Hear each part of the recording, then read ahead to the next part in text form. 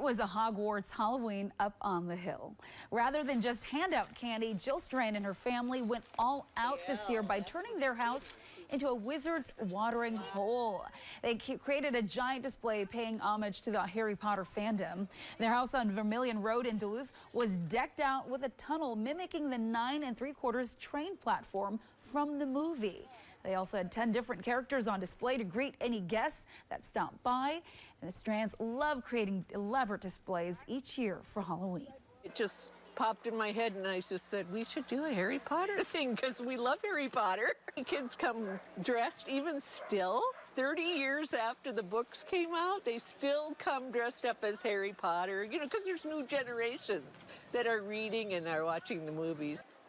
There are 5 other houses right there in that Congdon neighborhood that also have very elaborate Halloween displays, making the block a one-stop shop for all of us trick-or-treaters tonight. And my kids, my son and I actually stopped by that house. Super fun. The Strand family, amazing. And then we saw Beetlejuice next door, so he got a kick out of that as well. People are so creative.